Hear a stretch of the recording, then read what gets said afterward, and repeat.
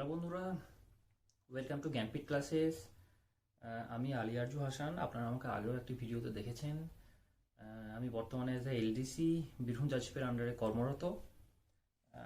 আমাদের চ্যানেলে গত কয়েকদিন থেকেই গত কয়েক সপ্তাহ থেকেই বলবো, পিএসসি ক্লার্কশিপে যে মেন্স এক্সামটি হতে চলেছে সেটা নিয়ে অনেক প্রশ্ন আসছে। তো চেষ্টা করব সেগুলোরই কয়েকটা অ্যান্সার করবার, যেটা আপনাদেরকে হেল্প করবে। মেন্স পরীক্ষা নিয়ে বিশেষ কিছু বলবার নেই, অলরেডি আপনারা অনেক ভিডিও ফলো করেছেন, চ্যানেলেও অনেক কিছু আপলোড করা হয়েছে।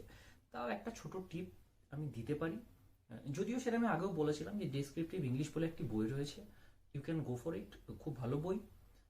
আর একটি কথা আমি বলবো যেটা খুবই ইম্পর্ট্যান্ট। দেখুন, একটা ক্লার্কশিপের এক্সামে কিন্তু খুব standard writing, I don't think কি PSC is even expecting that. এবার সমস্যাটা কি হয়, আমরা খুব ভালো লিখতে গিয়ে না আলটিমেটলি সব অ্যান্সারগুলোই করে আসতে পারি না। এইটি তো করাই যাবে না, অ্যান্সার সবগুলোই করে আসতে হবে। আর যেটা খুব মাইনারলি মাথায় রাখতে হবে কি, আমার যেন সেন্টেন্স গঠনে কোনো ভুল না হয়, যে আমি যেটা সেন্টেন্স ফর্ম করছি সেটা যেন ভুল না হয়, কারণ এগুলো খুবই খুবই সিলি মিস্টেক। আর যেন বানান ভুল না হয়, স্পেলিং মিস্টেক যেন না হয়, খুব বেসিক জিনিসগুলো যেন ঠিক হয়, ফরম্যাট যেটা থাকে আর কি, ফরম্যাটটা যেন ঠিক হয়। এইগুলো খুব বেসিক জিনিস, এগুলো মাথায় রেখে এক্সাম দিয়ে আসতে পারলে আমার মনে হয় ভালো মার্কস ক্যারি করা যাবে। প্রিলিমস এবং মেন্স এই দুটি মিলিয়ে কিন্তু এর পরের মেরিট লিস্টটি বেরোবে। এইবার ব্যাপারটা হয়েছে, তো আপনাদের প্রিলিমিনারিতে যারা ভালো মার্কস পেয়েছেন অলরেডি, তারা কিন্তু অলরেডি একটু হলেও প্রিভিলেজড। এবার সমস্যাটা হলো গিয়ে মেন্সে, শুধুমাত্র মেন্সের নাম্বার নিয়ে যেহেতু ফাইনাল লিস্টটা বেরোবে না, তাই আপনাদের যদি মনে হচ্ছে আমার প্রিলিমিনারিতে কম নাম্বার রয়েছে, দেন মেন্সটা নিয়ে আপনাদেরকে আরও সিরিয়াসলি এক্সাম দিতে হবে। কারণ কম্পিটিশনে টিকে থাকাটা, যেহেতু দুটো পার্ট মিলে আপনার ফাইনাল লিস্টই বেরোবে, সেই জন্য কম্পিটিশনে টিকে থাকতে গেলে আপনাকে দুটি পার্টেই কিন্তু ভালো মার্কস আনতে হবে। হ্যালো এভরিওয়ান, ভিডিওটাতে আগে আমি তোমাদের সাথে অনেক ডিটেলস শেয়ার করবে ক্লার্কশিপ পরীক্ষা এবং তার কেরিয়ার এর বিষয়ে। তবে এটা আগে দেখার আগে তোমাদেরকে জানিয়ে রাখি, জ্ঞানপীঠ একাডেমি তরফে একটা গুরুত্বপূর্ণ ঘোষণা WBCS 2021-এর অ্যাসপিরেন্টসদের জন্য।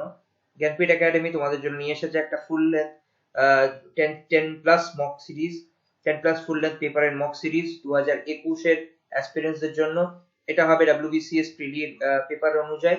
এখানে 10টা ফুল লেন্থ মক থাকবে, 10-এর উপর থাকবে, এবং তার সাথে তোমাদের প্রোভাইড করা হবে আনসার কি এবং সলিউশন শিট, যে সলিউশন শিট গুলো তোমরা লাস্ট মিনিট স্টাডি ম্যাটেরিয়াল হিসেবে ব্যবহার করতে পারো।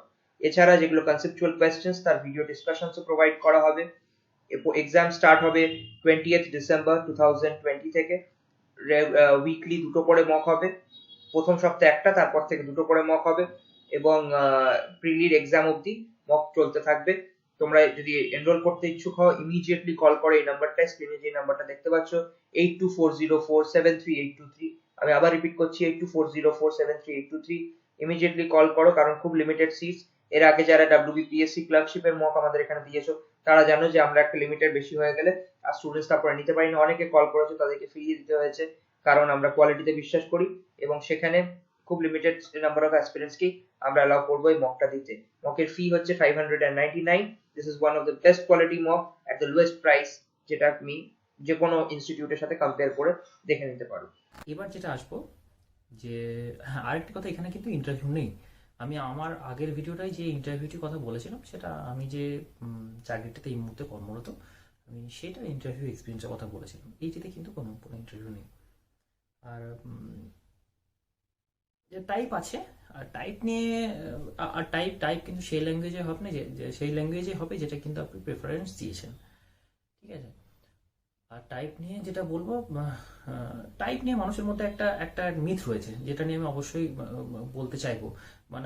আমি কিন্তু এটুকু শিওর কি এখানে যতজন এই ভিডিওটি এই মুহূর্তে দেখছেন, বা যারা প্রিলিমিনারি অলরেডি পাস করে আছেন, এটাও ভাবছেন কি হয়তো মেন্সেও ভালো পরীক্ষা হবে, তারপর টাইপ টেস্ট অব্দি যাবেন, এরকম কনফিডেন্স যাদের রয়েছে, তারা অনেকেই কিন্তু টাইপটা নিয়ে কিন্তু সিরিয়াস নন।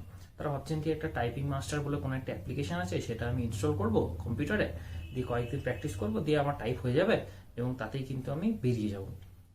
এটা কিন্তু হবে না, কারণ আমি একটা কথা বলি, প্রচণ্ড কম্পিটিশন থাকে, মানে টাইপ, আমি নিজেও টাইপ স্কুলে ভর্তি হয়েছিলাম, কারণ আমার পরীক্ষাটিতেও অ্যাকচুয়ালি টাইপ ছিল। ফর্চুনেটলি আমাকে করতে দেয়নি, that is the different case. ইন্টারভিউতে টাইপ দেওয়ার কথা ছিল, অনেককে টাইপ করতেও দিয়েছে এবার।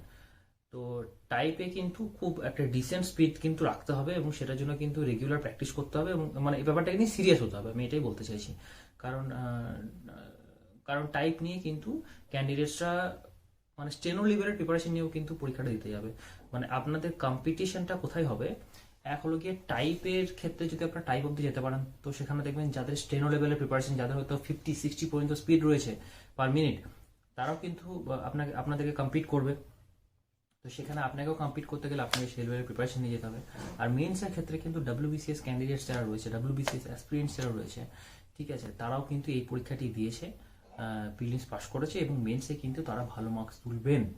তো এই এই কথাগুলি কিন্তু, কম্পিটিশনের কথাটা কিন্তু আপনাদেরকে মাথায় নিয়ে সবসময় এগোতে হবে, না হলে কিন্তু ফ্রুটফুল রেজাল্টস আসবে না। আর আরেকটি যেটা প্রশ্ন বারবার বারবার আসছে, সেটা হলো গিয়ে কাট অফ কত যাবে, কাট অফ কত যাবে। এটা এই কোশ্চেনটা মানে পুরোপুরি একটা বেসলেস কোশ্চেন, মানে প্রচন্ড বেসলেস কোশ্চেন। কারণ এই কোশ্চেনটা করাই উচিত নয়। কেন করা উচিত নয়? এটা কোনো এমসিকিউ পেপার নয় যেটা সেকেন্ড পেপার হতে চলেছে, সেকেন্ড পার্ট হতে চলেছে, সেটা কোনো এমসিকিউ পেপার নয়। তাই এটাতে কাট অফ প্রেডিক্ট করা যায় না, ইম্পসিবল। হ্যাঁ যাবে, আপনারা তাহলে সবাই মিলে আমাকে তাহলে যতজন পাস করেছে ছেষট্টি ছেলেরা আমাকে ডেটা দিন, যে কে কত প্রিলিমসের নাম্বার পেয়েছে না পেয়েছে, তাহলে মোটামুটি তাও একটা অ্যাসেসমেন্ট করা গেলেও করা যেতে পারে।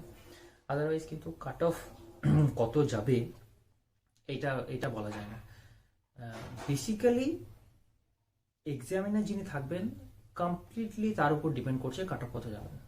এক্সামিনে যদি এভারেজ মার্কস 40 ধরে রাখেন, যে সবাইকে এভারেজ মার্কস 40 দেবো, ঠিক আছে, তাহলে কাট অফ সেরকমই যাবে।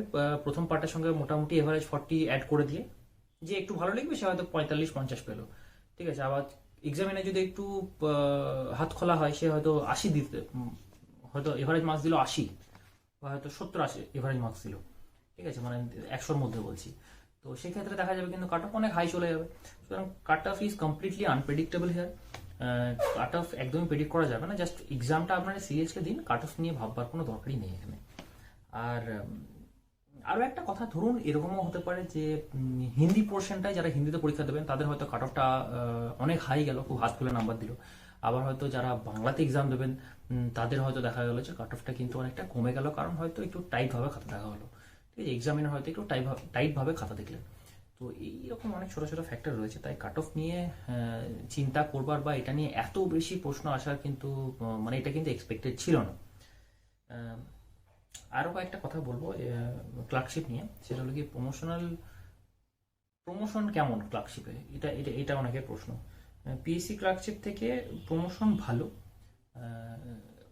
মোটামুটি আমি যতদূর জানি, আই মে বি রং, তবুও আমি যতদূর জানি কি 3900 অবধি কিন্তু 3900 গ্রেড পে অবধি কিন্তু প্রমোটেড হওয়া যায় মোটামুটি। এই মুহূর্তে যে 3900 গ্রেড পেতে আছেন, যিনি 3900 গ্রেড পেতে আছেন অ্যাজ আ পিএসসি ক্লার্ক, তার স্যালারি, আমি স্যালারিটা এই জন্যই বলছি কারণ স্যালারিটা শুনতে আর কি আপনারা সবাই ভালোবাসেন, যতই হোক এটা একটা ফিউচার প্ল্যানিং, শুনে রাখা উচিত। মোটামুটি যারা এখন 3900 গ্রেড পেতে আছেন তাদের স্যালারি অ্যাপ্রক্সিমেটলি 66-67,000। এবার এটাও ডিপেন্ড করছে সে কতদিনে চাকরি করছে, কারো কারো হয়তো 70,000 হতে পারে, মোটামুটি এরকম রাইট নাও যিনি 3900 গ্রেড পেতে আছেন।